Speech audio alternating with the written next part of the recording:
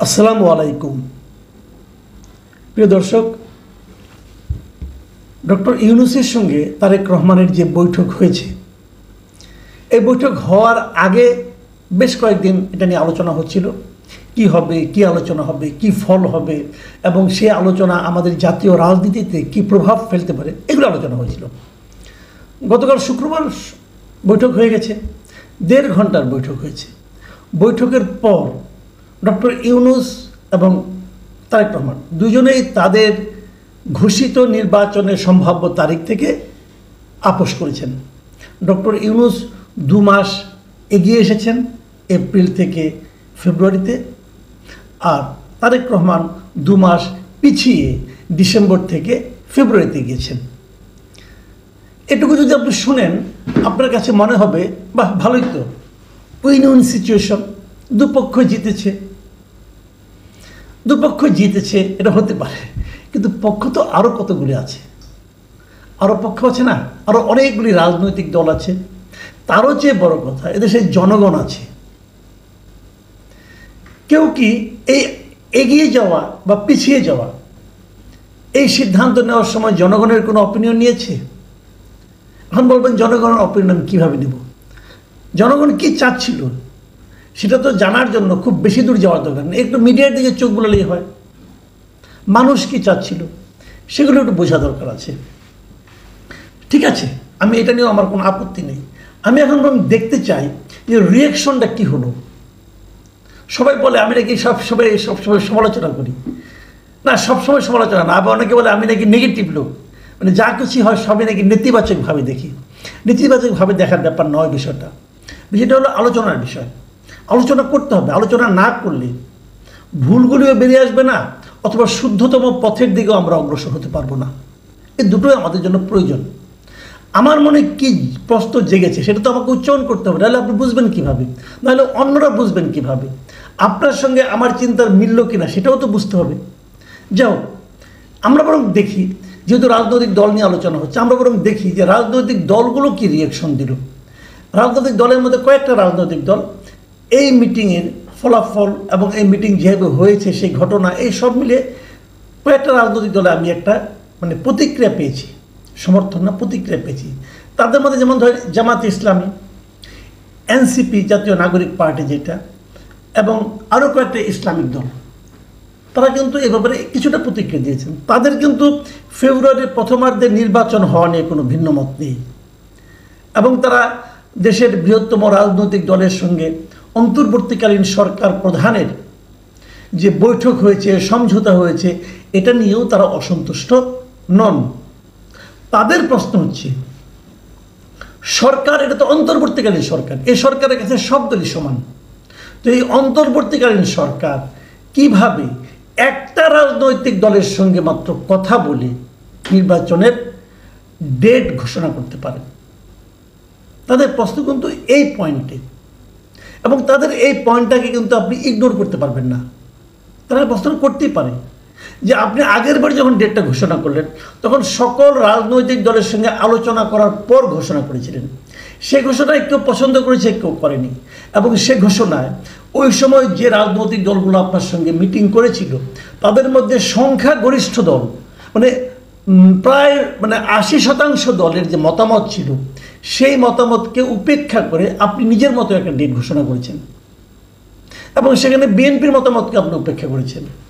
আপনার মতামতটা আপনি কার সঙ্গে আলাপ করে করলেন, অথবা কোন দলের সমর্থনে করলেন, বোঝা গেল না। কিন্তু কিছু কিছু রাজনৈতিক দল তখন আপনাকে সমর্থনও দিয়েছে, জামাত দিয়েছে, এনসিপি দিয়েছে, এরা দিয়েছে। যারা তাকে এপ্রিলে সমর্থন দিয়েছিল ওই প্রক্রিয়ার কারণে, যে সবার সঙ্গে আলোচনার পর আপনি আপনার নিজস্ব বিবেচনায় আপনি একটা তারিখ ঘোষণা করেছিলেন। কিন্তু এবার আপনি একটা মাত্র রাজনৈতিক দলের সঙ্গে আলোচনা করে আপনি ডেটটাকে 2 মাস এগিয়ে আনলেন, ডেটটাকে চেঞ্জ করলেন। এই যে প্রক্রিয়াটার সমালোচনা এই দলগুলো করেছে। আমি কিন্তু এই দলগুলোর সমালোচনাকে উড়িয়ে দিচ্ছি না, আমি মনে করি এটা ভ্যালিড একটা ক্রিটিসিজম। সরকারকে বুঝতে হবে যে আপনি একটা যা কিছুই করবেন, একটা সিস্টেমের মধ্যে থেকে আপনাকে করতে হবে। আপনি তারেক রহমানের বক্তব্য শুনলেন, শুনে এসে দেশে বসে আপনি এই কাজটা করতে পারতেন, সবার সঙ্গে আবার আলোচনা করতেন, আবার দ্বিতীয়বার ঘোষণা করতে পারতেন। ওখানে বসেই যে ঘোষণাটা করলেন, এটা কেন? আমি মনে করি একটা না বুঝে করেছেন, আমি তা মনে করি না। এখানে একটা রাজনীতি আছে বলে আমার ধারণা। এখন সেই ধারণাটা নিয়ে আমি আলোচনা করব, তার আগে আমি অন্য একটা আলোচনা করি। যে আলোচনা করব, এই আলোচনার মধ্যে ওই ধারণাটাও কিছুটা প্রকাশিত হবে। আপনাদের মনে আছে যৌথ বিবৃতি, মানে সরকার এবং বিএনপির যে বিবৃতি, একসঙ্গে বিবৃতি, যেটা আবার পড়ে শুনিয়েছেন মিস্টার খলিলুর রহমান, যার ব্যাপারে বিএনপি প্রকাশ্যে তাদের অবজারভেশন জানিয়েছিলেন। যে 3 জন উপদেষ্টাকে তারা পদত্যাগ করার দাবি জানিয়েছিলেন, মানে বের করে দেওয়ার দাবি জানিয়েছিলেন, তার মধ্যে খলিলুর রহমান একজন।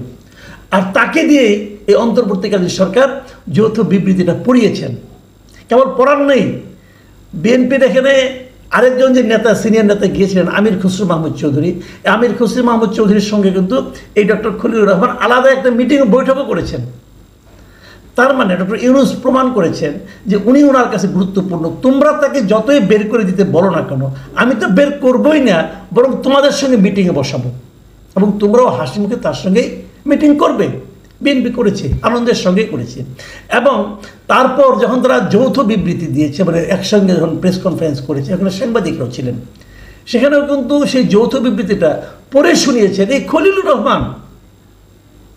উনি পড়ে শুনেছেন। এই বিবৃতি কে ড্রাফট করেছে এটা আমি জানি না, তবে ড্রাফটার মধ্যে যে একটা চাতুর্য আছে সেটা আমি কালকে কিছুটা বলেছি, আবার বলি। এই যৌথ বিবৃতিতে আসলে ইস্যু এসেছে কয়টা বলেন তো? কয়টা ইস্যু? একটা ইস্যু এসেছে যে তারেক রহমানই যে পয়েন্ট এসেছে, ভালোভাবে খেয়াল করবেন, যে এই যে রমজানের আগে নির্বাচন করার যে প্রস্তাবটা কে দিয়েছে? তারেক রহমান দিয়েছে। এবং তারেক রহমান দেওয়ার সময় এটাও বলেছে যে এই প্রস্তাবে তার মা, মানে দলের চেয়ারপারসন খালেদা জিয়াও এইটাই চান, উনি এবং ওনার মা চান এটা, মানে ওরা দলের শীর্ষ 2 জন লিডার এটা চান। মানে প্রস্তাবটা তারেক রহমানের কাছ থেকে এসেছে। তারেক রহমানকে উনি আগে রিকোয়েস্ট করেছেন কি করেন না এটা আমি জানতে পারবো না, আপনিও জানেন না, কারণ আগে সব তো জানি, যতটুকু লেখা আছে অতটুকু আমি বলছি। খলিলুর রহমানের পড়া আছে, বিবৃতিতে বলা হয়েছে তারেক রহমানই বলেছেন, মানে ডিসেম্বর থেকে সরে ফেব্রুয়ারিতে তারেক রহমান প্রথম এসেছেন। আসার পর তাতে কি ডক্টর ইউনূস রাজি হয়েছেন? সেটা কোথাও বলা হয়নি রাজি হয়েছেন কিনা। উনি কি বলেছেন যে যদি সব প্রস্তুতি সম্পন্ন করা যায় তাহলে রমজানের আগের সপ্তাহেও নির্বাচন আয়োজন করা যেতে পারে। সব প্রস্তুতি সম্পন্ন করার দায়িত্ব কার? তারেক রহমানের না, আপনার, আমার না, কার? সরকারের। এখন সরকার যদি সব সম্পন্ন করতে না পারে প্রস্তুতি, তাহলে হবে না। ক্লিয়ার করে কিন্তু বলেননি। অনেকে দেখলাম লাফাচ্ছে যে 19শে ফেব্রুয়ারি রোজা হবে, তার যদি আগের সপ্তাহে হয় তাহলে সাধারণত নির্বাচন হয় আমাদের এখানে বৃহস্পতিবার, তাহলে বৃহস্পতিবার হলে 12ই ফেব্রুয়ারি হয়। ডেটও দিয়ে দিচ্ছে অনেক পত্রিকা দেখলাম যে 12ই ফেব্রুয়ারি নির্বাচন। ডক্টর ইউনূস কি একবারও বলেছেন রমজানের আগের সপ্তাহে নির্বাচন হবেন? না, উনি সেটা বলেননি। উনি বলেছেন হতে পারে। কিভাবে হতে পারে? যদি সব প্রস্তুতি সম্পন্ন করা যায়। আবার কি বলছেন যে এক্ষেত্রে সেই সময়ের মধ্যে সংস্কার ও বিচারের পর্যাপ্ত অগ্রগতি অর্জন করা প্রয়োজন হবে। মানে এই সময়ের মধ্যে এই কাজগুলো করতে হবে। কি কি কাজ? একটা সংস্কার, একটা বিচার, এই দুইটা ক্ষেত্রে পর্যাপ্ত অগ্রগতি। মানে অগ্রগতি কতটুকু হলে সেটাকে পর্যাপ্ত বলা যাবে, এটা কিন্তু আপনি একটা বলবেন, আমি আরেকটা বলবো, ডক্টর ইউনূস আরেকটা বলবেন, আবার এনসিপি আরেকটা বলবেন। তাহলে এটা কিন্তু সমস্তটাই কিন্তু অনেকগুলি যদি কিন্তুর উপর নির্ভর করছে। করুক, আমি ওটা নিয়েও বলছি না, যা ওটা কালকে আলোচনা করেছি আমি। এইটুকু বলার পর তারেক রহমান ডক্টর ইউনূসকে ধন্যবাদ জানিয়েছেন, ওনার এই অবস্থানকে স্বাগত জানিয়েছেন, দলের পক্ষ থেকে ধন্যবাদ জানিয়েছেন, এবং প্রধান উপদেষ্টা তারেক রহমানকে ধন্যবাদ জানিয়েছেন। এর চেয়ে বেশি, এই কয়েকটা কথার বেশি ঘোষণার মধ্যে ছিল, এটা কেউ আমি এখনো পাইনি, কোথাও দেখিও নি। আপনারা একটু দেখছেন কিনা আমার মনে হয় না, দেখবেন না, কারণ এইটুকুই কথা। আমার প্রশ্ন হলো, তারেক রহমান এবং ডক্টর ইউনূস কতক্ষণ মিটিং করেছেন? 1.5 ঘন্টা। এইটুকু কথা বলতে 1.5 ঘন্টা লাগে? লাগে না। এইটুকু কথা বলতে 3 মিনিটে হয়ে যায়। তো বাকি সময় কি আলাপ করেছেন? সেই আলাপগুলো হলো ইম্পর্টেন্ট, খুবই গুরুত্বপূর্ণ। সেই আলাপগুলো আমার দেশের অন্তর্বর্তীকালীন সরকারের প্রধান, আমার দেশের একটা রাজনৈতিক দলের প্রধান একসঙ্গে মিটিং করেছেন 1.5 ঘন্টা। আমরা জেনেছি মাত্র 3-4টা বিষয়, তাও সবগুলি নির্বাচন বিষয়ক বিষয়। আরেকটা জিনিস জেনেছি যে তারেক রহমান তাকে বই এবং কলম উপহার দিয়েছেন। বাকি সময় ওনারা কী আলাপ করেছেন, কী নিয়ে কথা বলেছেন, সেটা কি জানার প্রয়োজন নাই?